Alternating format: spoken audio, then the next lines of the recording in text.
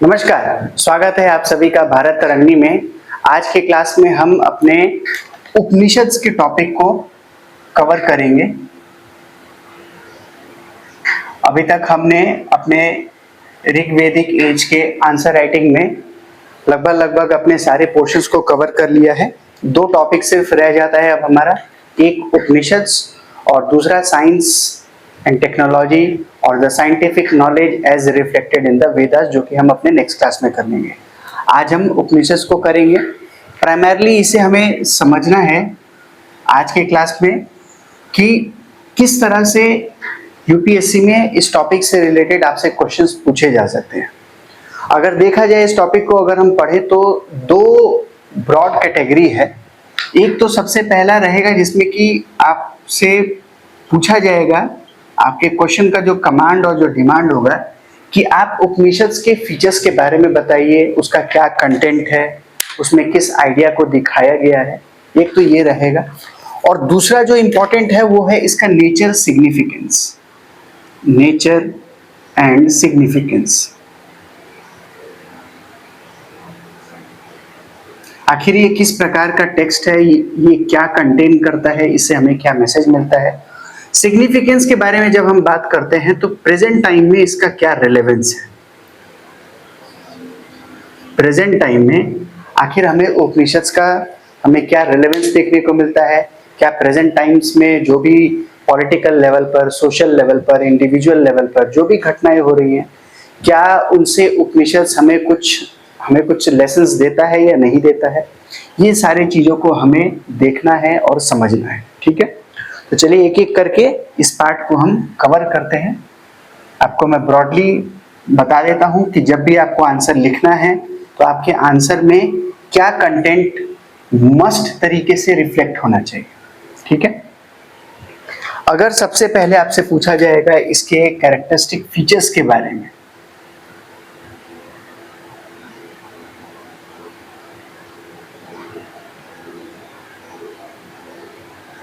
Features के बारे में, तो सबसे पहले तो आपको अपने आंसर में बताना है कि व्हाट इज उपनिषद।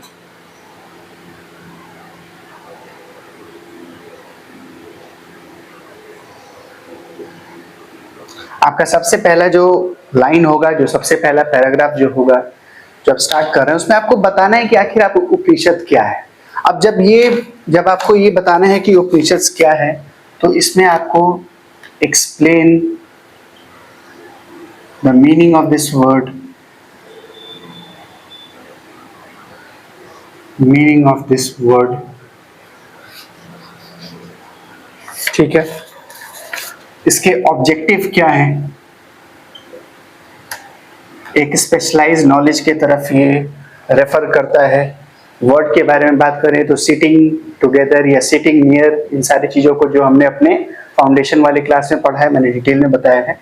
तो इस तरह से आपको अपने चीजों के बारे में इसमें बताते जाना है। ये एक प्रकार का रिलीजियस एंड फिलोसॉफिकल ट्रीटाइज है।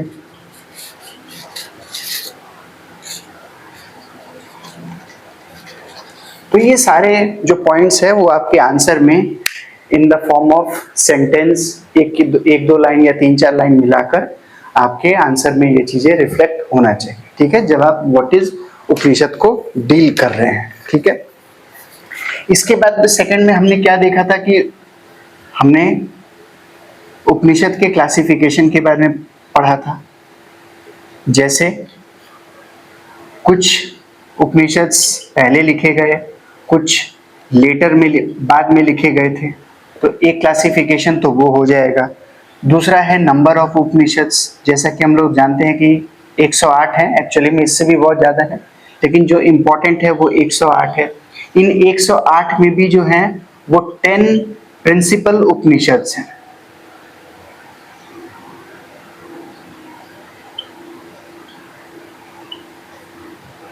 तो इन सब चीज़ों के बारे में आपको मेंशन करना है।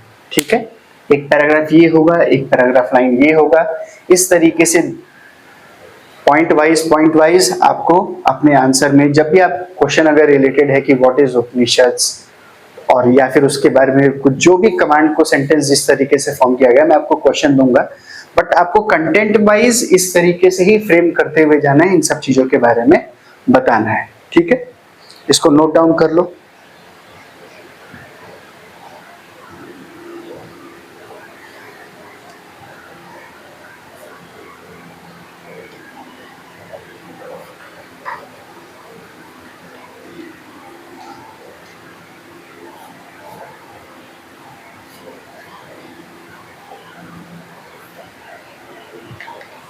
ठीक है, इसके बाद जो तीसरा पॉइंट आ जाएगा, व्हाट दे डील विथ। अब टेक्स्ट है तो कुछ ना कुछ तो किसी ना किसी चीज के बारे में ये डील करते होंगे, तो आप सारी चीजों के बारे में, आपको उन सारी चीजों के बारे में बताना है। जैसे हमने देखा ही था कि लगभग ह्यूमन लाइफ के हर एक इश्यू के बारे में, हर एक इंक्वायरी के बारे में ये डिस्कस करते हैं, बताते हैं। और फंडामेंटल में अगर देखा जाए तो ये दो कंसेप्ट्स के बारे में बात करते हैं। क्या है वो? आत्मा और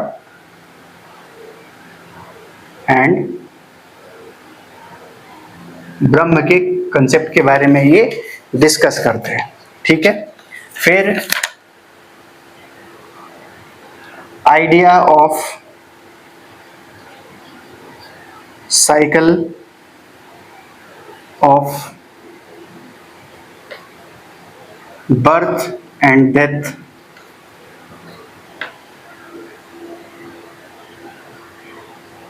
डॉक्ट्राइन ऑफ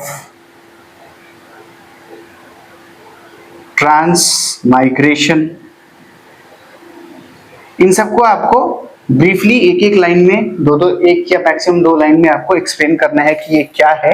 ठीक है, फिर एसेटिसिज्म, यानी कि मोक्ष का जो कंसेप्ट है जिसमें डील किया गया है, या फिर सन्यासी का जो कंसेप्ट है उसके बारे में। फिर आपको बताना है कि main goal of Upanishadic teaching,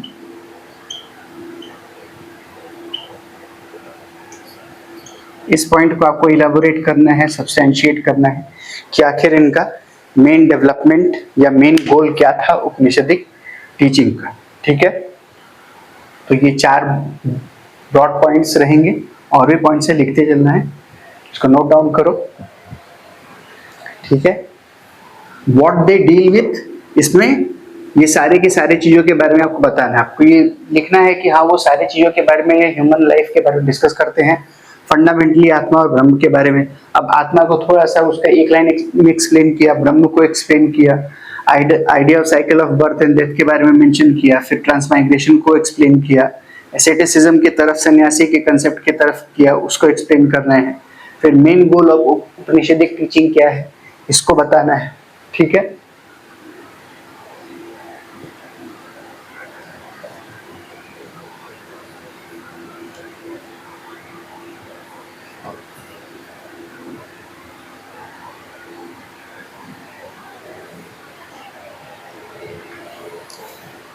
फिर आ जाते हैं नेक्स्ट पॉइंट पे, लेटर डेवलपमेंट्स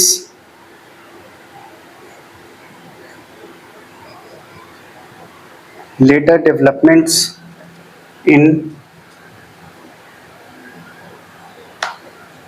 उपनिषदिक टीचिंग में।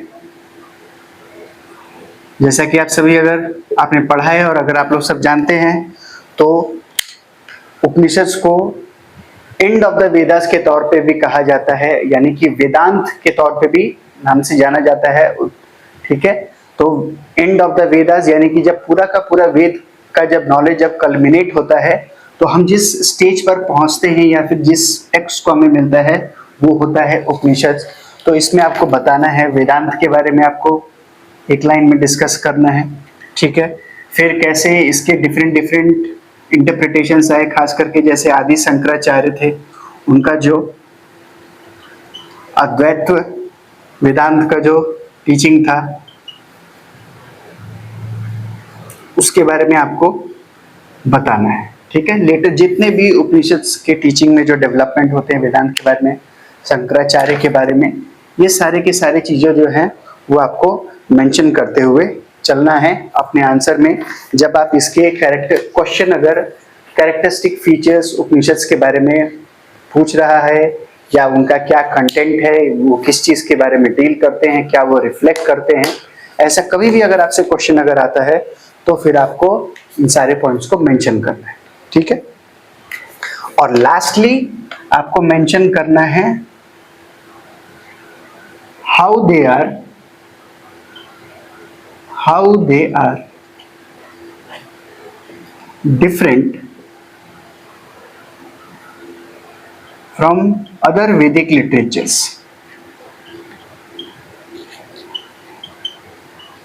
ठीक है, तो ये पॉइंट भी आपको मेंशन करना है।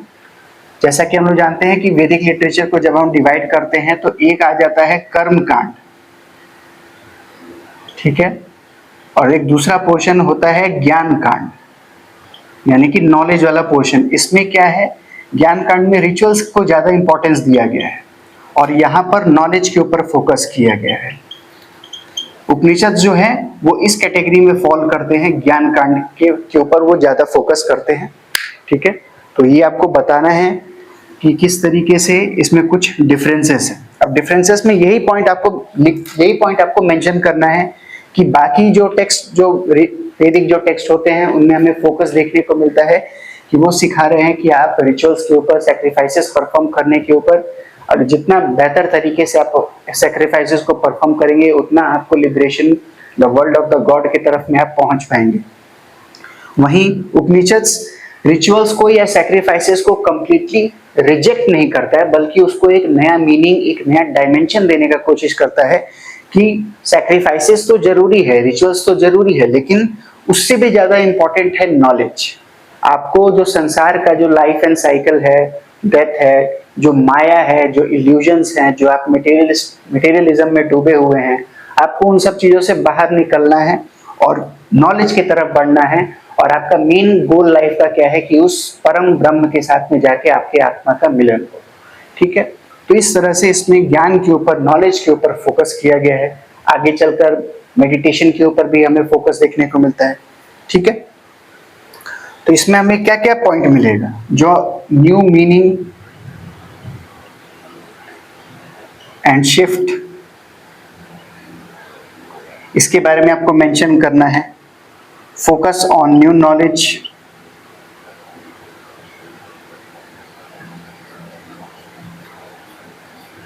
योगिक मेडिटेशन के ऊपर किया गया है, जैसे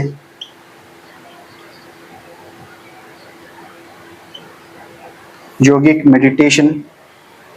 फिर हमें यह भी दिखाई देता है कि नॉट लिमिटेड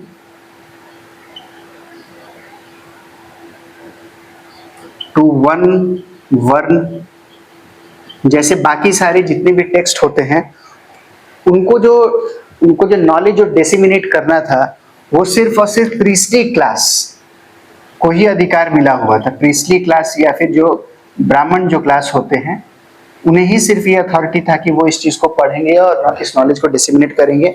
उपनिषद में हमें कई सारे ऐसे एविडेंसेस मिलते हैं जहाँ पे हम देखते हैं कि जो क्षत्रिय क्लास है, जो वॉरियर क्लास है, जो राजन क्लास है, वो भी इस उपनिषदिक टीचिंग को दे रहे हैं। वो इवन कई ब्राह्मण्स को इसके बारे में समझा रहे हैं, बता रहे हैं, ठीक है। तो ये one of the fundamental philosophical एक तरीके से रूट बनता है इंडियन सबकॉन्टिनेंट में, इंडियन थॉट प्रोसेस का। और आगे चलकर जब हम देखते हैं कि जो ब्राह्मणिज्म, बुद्धिज्म, जैनिज्म, जितने भी इन सारी चीजों में लेटर डेवलपमेंट्स होते हैं, कहीं ना कहीं इसके जो ट्रेसेस जो हैं, इसमें जो आइडियाज जो है वो भी हमें वहां पर दिखाई देते हैं। They are not the exact copy of the Upanishadic teaching और the thought, but yes, the ideas which are there that are also reflected in the later upcoming developments में, ठीक है। तो एक इसमें हमें लिमिटेशन नहीं दिखाई देता है कि सिर्फ और सिर्फ एक वर्ण तक था। जैसे इसका एग्जांपल में आप दे सकते हैं अजात शत्रु के बारे में कि वो ब्राह्मणों को उपनिषद के टीचिंग को देते हुए पाए जाते हैं, ठीक है। मैंने क्लास में भी इसके बारे में और भी 2-3 जो राजा थे उनका एग्जाम्पल नाम दिया था। तो ये सारा चीज आपको मेंशन करना है, ठीक है। तो ये सारा का सारा पॉइंट रहेगा जब आप उपनिषद के कैरेक्टरिस्टिक फीचर्स या उसके क्या कंटेंट हैं, अगर क्वेश्चन अगर डिमांड करता है तो ये सारे पॉइंट्स जो हैं वो आपको अपने आंसर में रिफ्लेक्ट करना है, ठीक है। इसे नोट डाउन कर लेना। चलो अब आगे बढ़ते हैं।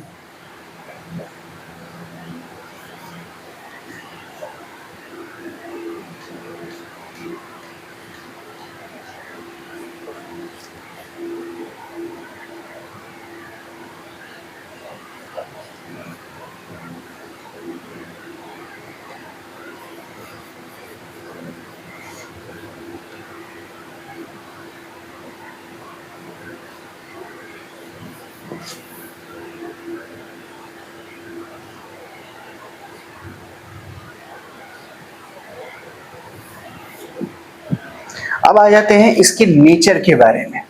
अगर आपसे क्वेश्चन पूछा जाए कि इसके नेचर के बारे में बताइए, तो उसमें आपको क्या पॉइंट मेंशन करना है या क्या लिखना है, उसका आप लोग नोट डाउन कर लीजिए। मैंने बता भी दिया है, मैं बस खाली आपको एक प्रॉपर सेंटेंस के फॉर्मेट में लिख के दे देता हूँ। कोई नया नॉलेज नहीं है, जो ऑलरेडी मैंने बता रखा है, जैसे आप मैं लिखूंगा तो आपको समझ में आते जाए, ठीक है। उपनिषद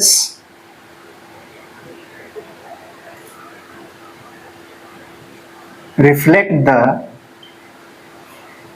knowledge portion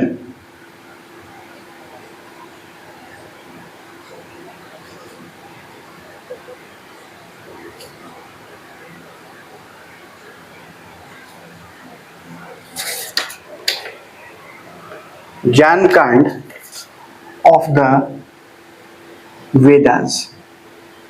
बता दिया है मैंने, ठीक है। सारे चीजों को जब आप आंसर लिखें तो जो जो इंपॉर्टेंट पॉइंट होता है उसे अंडरलाइन भी करते हुए चलो। They represent the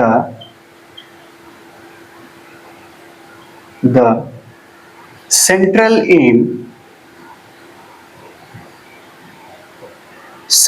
M of the Veda, यानी कि जो लिबरेशन का जो कंसेप्ट है, जो मोक्ष का जो कंसेप्ट है, and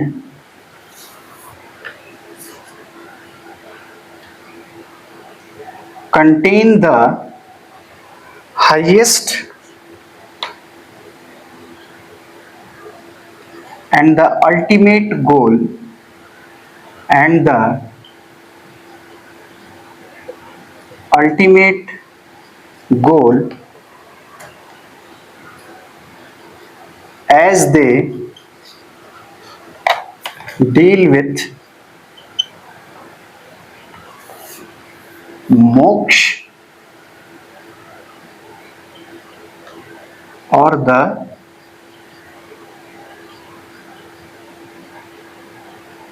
सुप्रीम ब्लिस, ठीक है। सो नथिंग न्यू, ये आइडिया ऑलरेडी आप लोग जानते हैं। Central aim, highest and the ultimate goal, वो क्या है? मोक्ष और सुप्रीम ब्लिस के तरफ। तो ये एक दूसरा रास्ता दिखाते हैं, एक दूसरा अल्टरनेटिव दिखाते हैं।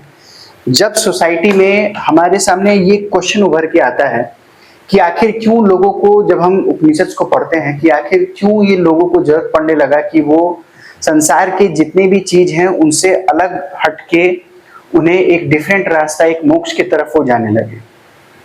इसका सोसाइटी हमें आंसर अपने तौर पे भी समझ में आ सकता है कि जब बहुत ज्यादा लाइफ, जब हमारा क्योटिक हो जाता है, जब हम बहुत ज्यादा अपने आप को मटेरियलिज्म से घेर लेते हैं, बहुत ज्यादा सिर्फ और सिर्फ हर दिन इंसान का लाइफ जब टेंशन से जब गुजरने लगता है, तो कहीं ना कहीं हम एक स्पिरिचुअलिज्म के तरफ, कहीं ना कहीं एक ऐसे स्पेस को ढूंढने लग जाते हैं जहाँ पे कि हमें पीस मिले। जब हम अर्ली वैदिक से लेटर वैदिक के तरफ में देखते हैं तो यहाँ पर पॉलिटिकल फॉर्मेशंस देखने को मिल रहा है। पॉलिटिकल फीचर में हमने देखा कि कैसे कॉन्स्टेंटली वॉर हो रहे हैं। तो ऐसे चीजों में सोसाइटी का स्ट्रैटिफिकेशन आ रहा है, कहीं पे वेल्थ का कंसंट्रेशन हो रहा है। सो डेफिनेटली कहीं ना कहीं एक्सप्लॉइटेशन, सब्जुगेशन, अननेसेसरी का कंपटीशन, ये चीजें चलता रहता है। एक टाइम के बाद लोगों को लगता है कि हाँ, हम ये सब चीजें जो कर रहे हैं, और यही इस उपनिषद का एक रेलेवेंस है सिग्निफिकेंस है प्रेजेंट टाइम में भी जो हमें देखने को मिलेगा जब हम थोड़े देर बाद स्टार्ट करेंगे।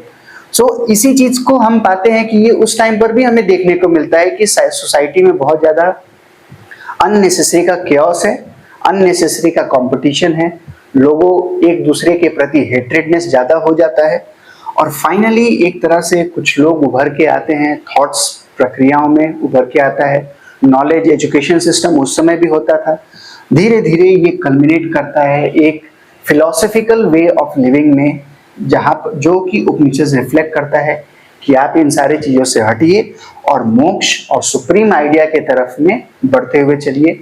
एक दूसरे के डिफरेंसेस के ऊपर फोकस करने से अच्छा होगा कि आप एक दूसरे को समझना स्टार्ट कीजिए और जब जैसे जैसे आप इन सारी चीजों से हटते जाएंगे आपको एक रियल नॉलेज और एक अल्टीमेट नॉलेज का प्राप्ति होगा। ठीक है, this is what the Upanishads they are talking about, the nature of knowledge which is reflected in the Upanishads. ठीक है, अब चलते हैं इसके सिग्निफिकेंस के तरफ जो कि मोस्ट इंपॉर्टेंट हो जाता है।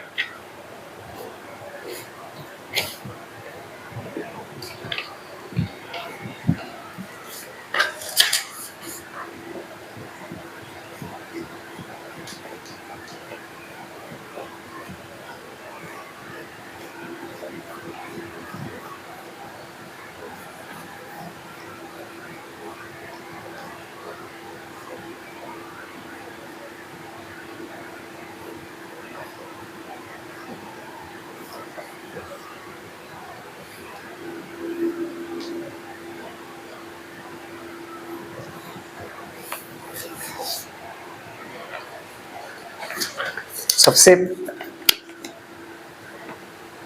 थीम है हमारा सिग्निफिकेंस, क्या रिलेवेंस है उपनिषद्स का प्रेजेंट टाइम में।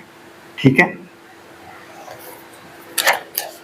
तो फर्स्ट जो इंपॉर्टेंट पॉइंट है, Upanishads teaches how to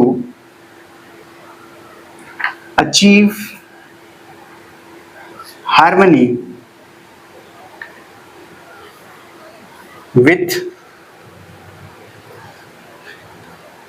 divinity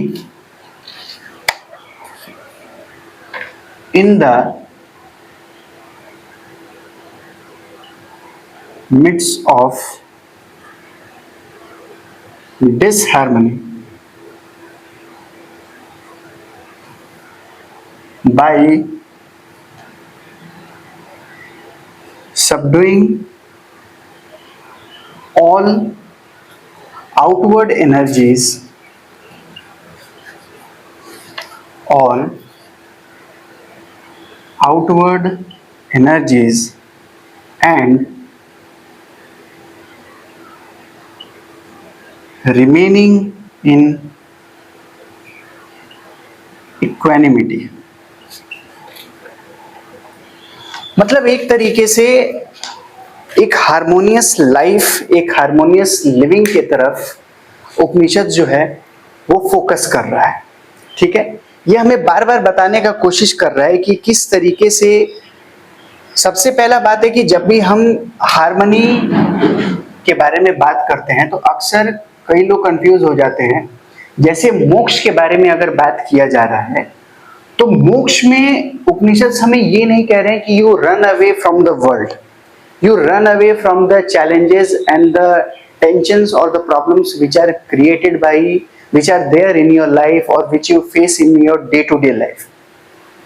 rather वो कह रहे हैं कि आप प्रॉब्लम जो है वो आपका ज्यादातर मेंटल लेवल पर होता है। बहुत सारे प्रॉब्लम्स, मेजॉरिटी ऑफ जो प्रॉब्लम जो है वो आपके मेंटल लेवल पर हैं, आप उसे कंट्रोल करना सीखिए। ठीक है, so they are not advocating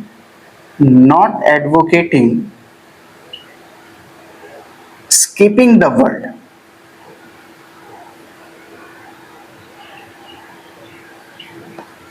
accept the challenge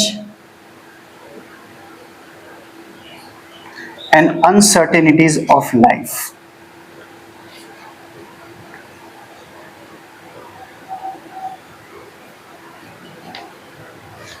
ठीक है। Problem is disturbed human mind.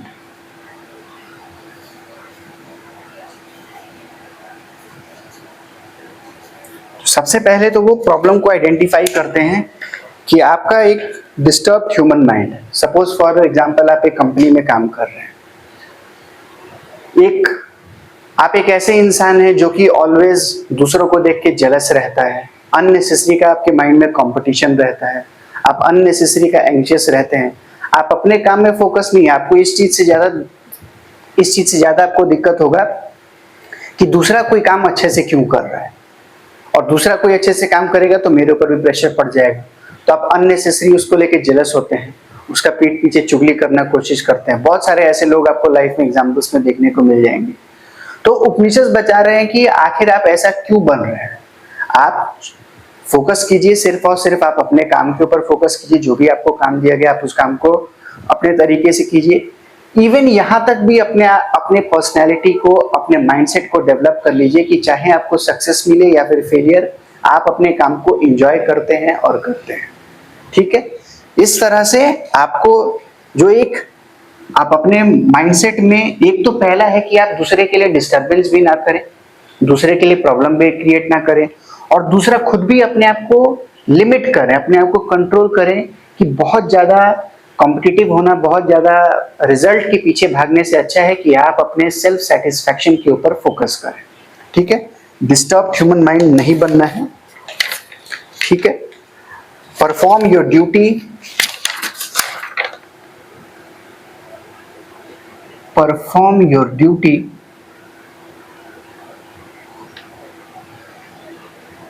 Without the worry of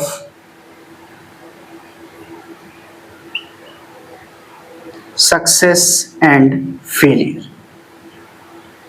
एक इंपॉर्टेंट है। फॉर एग्जाम्पल, जैसे आप अगर यूपीएससी के जर्नी में भी अगर इन्वॉल्व है, ऐसा भी हो सकता है कि आपको बहुत प्रयास करने के बाद में आपको सक्सेस ना मिले। नीट के भी आजकल जो एग्जामिनेशंस हैं, कई सारे जो लगभग हर जो कॉम्पिटिटिव एग्जामिनेशन है उसमें सक्सेस और फेलियर का प्रोबेबिलिटी है वो हमेशा साथ में चलता है। तो इस कई बार और आपको इंफॉर्मेशन सुनने को मिलता है कि कई सारे लोग इस जर्नी में आने के बाद में, या लाइफ के अगर कई प्रॉब्लम्स भी होते हैं उसमें अपने सुसाइड कर लेते हैं, गलत रास्ते उठा लेते हैं। तो ये चीजें सही नहीं है। एक चीज ये भी देखना चाहिए कि हाँ, अगर आप इस जर्नी में लगे हुए हैं तो आपका सेल्फ डेवलपमेंट कितना होता है, आपका सेल्फ इवेल्युएशन आप खुद को कीजिए कि हाँ, पहले आप किसी एक सब्जेक्ट के ऊपर फोकस करते थे, अभी आपने एक ही टाइम में, मल्टीपल टाइम में कितने सारे सब्जेक्ट्स को पढ़ा, उसमें आपको डिफरेंट नॉलेज मिला। उस नॉलेज का भी आप इस्तेमाल करके कहीं पर अपॉर्चुनिटी डेवलप कर सकते हैं। तो इस तरह से ये कहा जा रहा है कि वरी ऑफ सक्सेस और फेलियर से बाहर निकलकर अपने सेल्फ डेवलपमेंट के ऊपर फोकस करो। ठीक है। इसको नोट डाउन करो। ये पहला पॉइंट रहेगा जब आप सिग्निफिकेंस में, आप इसको लिखना भी है और आपको समझाते हुए भी चलना है। ठीक है।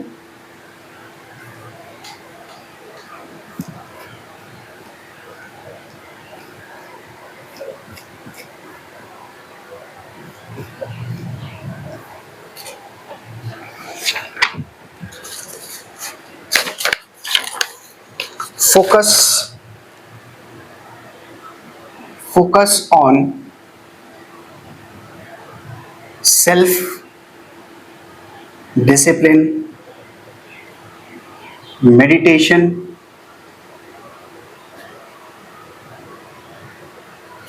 डिटैचमेंट, यानी कि बहुत ज़्यादा मटेरियलिस्ट ना होना। लाइफ में जितना रिक्वायरमेंट है सिर्फ उसके हिसाब से आप चीज़ों को अपने पास में रखिए। And self development. ठीक है। ये तो था जब हम उपनिषद जो एक प्रकार का टीचिंग एडवोकेट करते हैं, जब एक इंडिविजुअल उसे अपने तौर पे देखता है। जब हम आज के टाइम में वर्ल्ड को देखते हैं, नेशंस को देखते हैं, इतने सारे हमें कॉन्फ्लिक्ट्स दिखाई देते हैं, हाइपर नेशनलिज्म का इशू हमें देखने को मिलता है। कभी रशिया यूक्रेन है, इजराइल पैलेस्तीन है, लगभग लगभग हर कोई ऐसा लगभग जहाँ पे ह्यूमंस का प्रेजेंस है, कॉन्टिनेंट है, हमें वहाँ पे नहीं दिखाई देता है। क्लाइमेट चेंज का इशू है, अलग अलग तरीके के, कोई कहीं पे डोमिनेशन क्रिएट करना चाहता है, कोई किसी को सबजुगेशन करने में लगा हुआ है।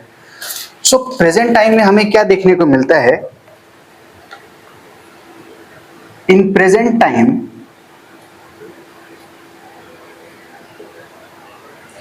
The world is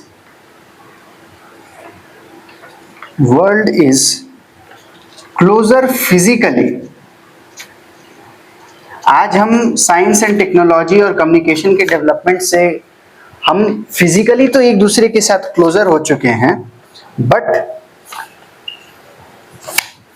drifting apart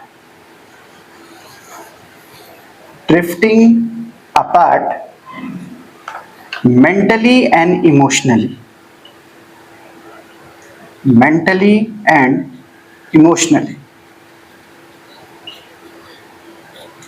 मतलब एक जो ब्रदरहुड का, जो एक यूनिवर्सल ब्रदरहुड का जो कंसेप्ट है, वो आजकल हमें दिखाई नहीं देने को मिलता है। हमें हर जगह पे हम फिजिकली क्लोज आ चुके हैं, इंटरनेट है, मोमेंट में किसी कंट्री में क्या घटा वो हमें इंफॉर्मेशन आज पता तो चल जाता है, लेकिन हम इतना बॉदर्ड नहीं होते हैं। फॉर एग्जाम्पल क्लाइमेट चेंज की इशू को लेके चल लीजिए, क्या आपको लगता है कि किसी भी कोई एक इंडिविजुअल कंट्री पूरे के पूरे क्लाइमेट चेंज के मैटर को एक अकेले में या फिर आइसोलेशन में डील कर सकता है? नहीं, ये पूरे के पूरे वर्ल्ड के हर एक कंट्री का रिस्पॉन्सिबिलिटी है कि वो मिल के क्लाइमेट चेंज को डिस्कस करें, उसके रिगार्ड में सॉल्यूशन निकालें।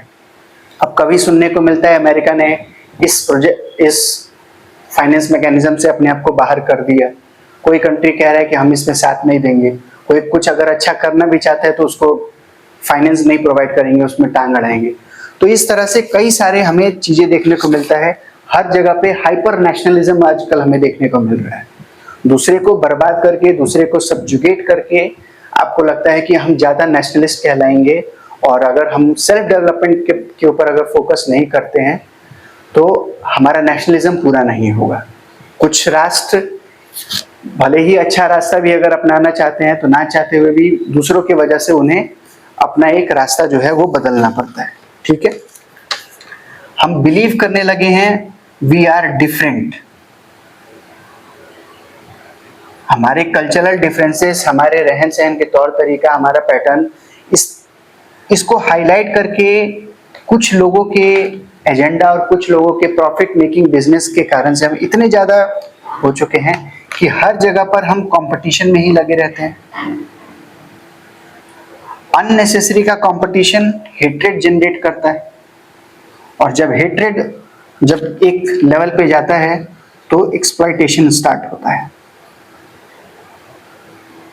ठीक है, और यहीं पर वेद उपनिषद क्या बोलते हैं कि अगर आप रियल नॉलेज पर फोकस करेंगे, real knowledge removes this illusion.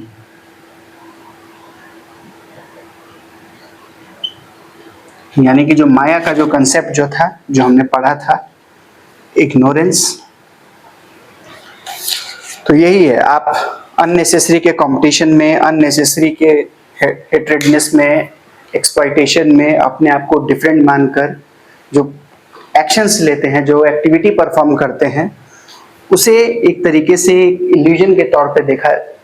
उपनिषद जो है वो इल्यूजन के तौर पर समझाने का कोशिश कर रहे हैं, और अगर आप रियल नॉलेज की तरफ फोकस करें तो शायद आप इन सब चीजों में नहीं पड़ेंगे। ठीक है, इस पॉइंट को नोट डाउन करो।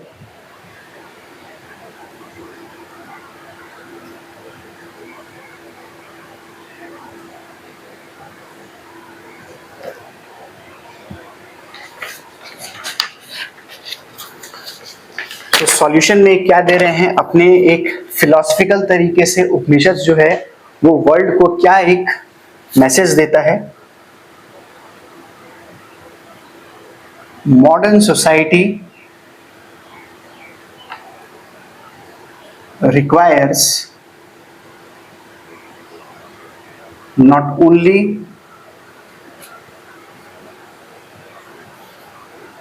political or economic development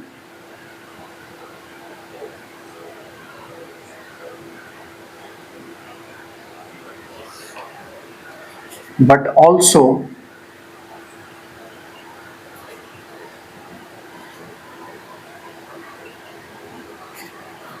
inner transformation. ठीक है, ये सारे चीजों का हमें जरूरत उपनिषद बताते हैं कि सिर्फ आप सरफेस लेवल में ट्रांसफॉर्मेशन का जरूरत नहीं है, बल्कि आपको अपने इनर थॉट्स में, अपने इनर परसेप्शंस में, अपने इनर अंडरस्टैंडिंग में भी एक ट्रांसफॉर्मेशन लाना पड़ेगा. ठीक है, it focuses on inner transformation.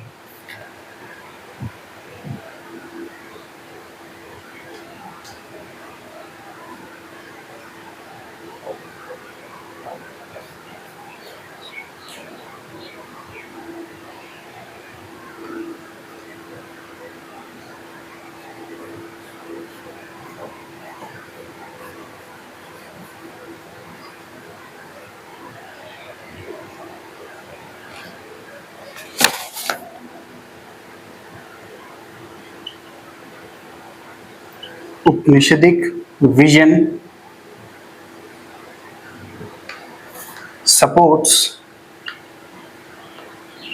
supports global cooperation.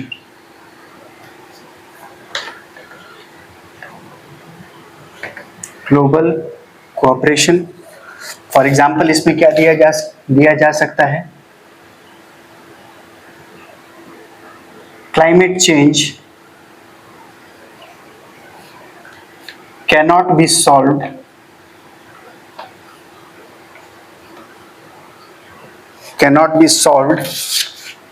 by one country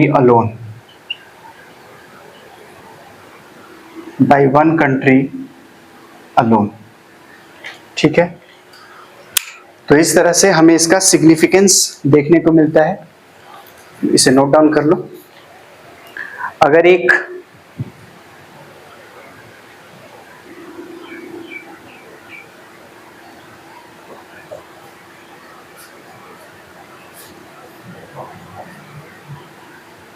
हम टेबल क्रिएट करें कि वर्ल्ड में आज के टाइम में हमें क्या क्या प्रॉब्लम्स दिखाई देते हैं और उपनिषद क्या क्या हमें सॉल्यूशन प्रोवाइड करते हैं, तो उसका एक टेबल बनाया जा सकता है. ठीक है, तो अगर आप चाहें तो या तो इसे पैराग्राफ वाइज भी लिख सकते हैं, या तो फिर एक टेबल के फॉर्मेट में भी दिखा सकते हैं कि किस तरीके से उपनिषद जो है सॉल्यूशन प्रोवाइड करते हैं.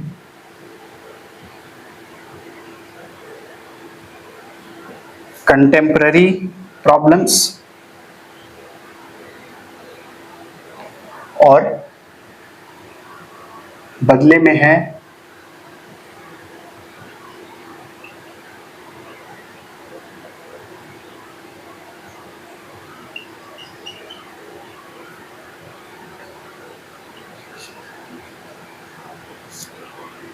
उपनिषद के solution.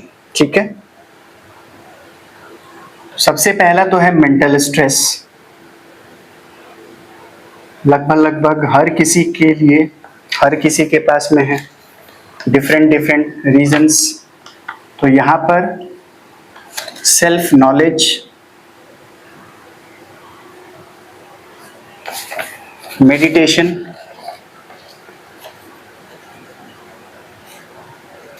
And equanimity.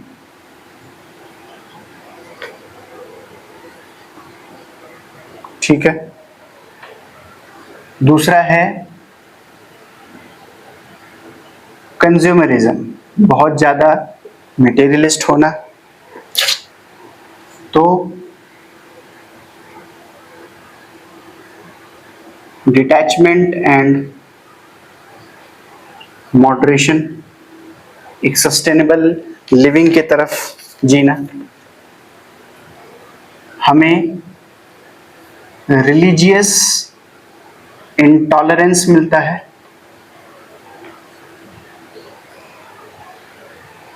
So Upanishad teaches unity of all existence, सब में यूनिटी होना चाहिए।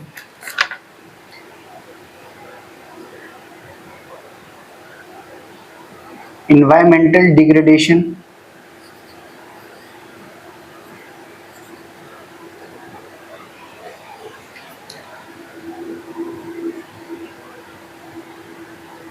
reverence for nature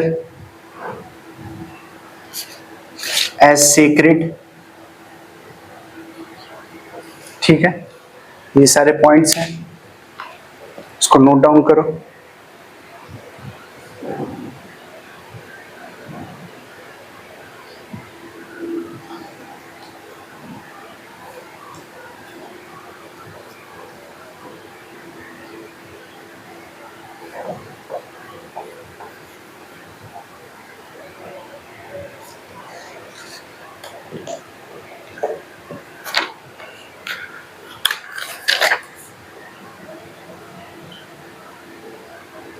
social divisions,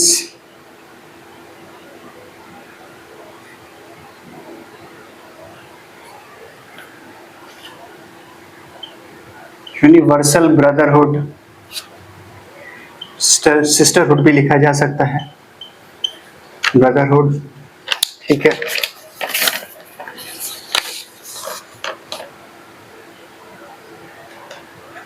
global conflicts,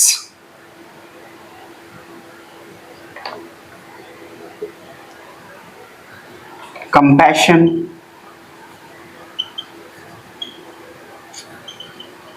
and shared humanity।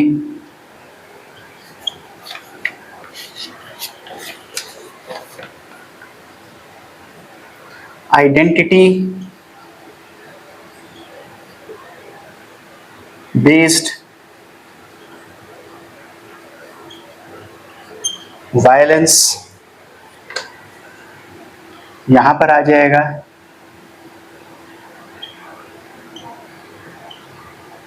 Realisation of the oneness of Atma and Brahman. ठीक है, तो ये सारे पॉइंट्स आप इसी चीज को एक टेबल फॉर्मेट में भी लिख सकते हैं और इसके सिग्निफिकेंस को समझा सकते हैं। ठीक है, तो ये सारे इंपॉर्टेंट पॉइंट्स रहेंगे जब हम उपनिषद के बारे में करते हैं, इसके कैरेक्टरिस्टिक फीचर्स, इसका नेचर और इसका सिग्निफिकेंस। ठीक है, फर्दर इसका एक कंट्रीब्यूशन हमें फिलोसफिकल डेवलपमेंट्स में भी देखने को मिलता है कि कैसे जो different schools of the philosophy हैं, जो खास करके हमें 6 स्कूल्स के बारे में जब हम पढ़ेंगे फ्यूचर अपने आगे के चैप्टर्स में, तो वहां पर भी इसका कंट्रीब्यूशन हमें देखने को मिलता है। तो उस टाइम पे मैं आपको वो भी समझा, एक छोटा सा बस एक रेलेवेंस पॉइंट रहेगा, बहुत ज़्यादा एक्सप्लेनेशन नहीं रहेगा, लेकिन पहले हम उन 6 फिलोसफीज को पहले समझेंगे, देखेंगे कि कहाँ कहाँ पर हमें सिमिलैरिटीज देखने को मिलते हैं, फर्दर डेवलपमेंट देखने को मिलता है। ठीक है, तो उसमें भी उपनिषद के हमें कंट्रीब्यूशंस जो है वो दिखाई देते हैं। तो आगे मैं आपको वैसे जब उसका आंसर राइटिंग करेंगे तो उसमें भी मैं आपको समझा दूंगा, जस्ट 1 लाइन या 2 लाइन आपको ऐड करना पड़ेगा, वो आप बाद में कर लेंगे। ठीक है, अभी के टाइम में अभी इसे आंसर राइटिंग में अपना प्रैक्टिस कीजिए। जो जीएस में मैंने फाउंडेशन कोर्स में जो पढ़ाया है उसे पढ़िए, आंसर राइटिंग कीजिए और इस तरीके से अपना डेवलपमेंट जो है, अपना प्रिपरेशन जो है वो आगे बढ़ाते हुए जाइए। ठीक है, तो आज की क्लास को यहीं पे एंड करते हैं, मिलते हैं अपने नेक्स्ट क्लास में।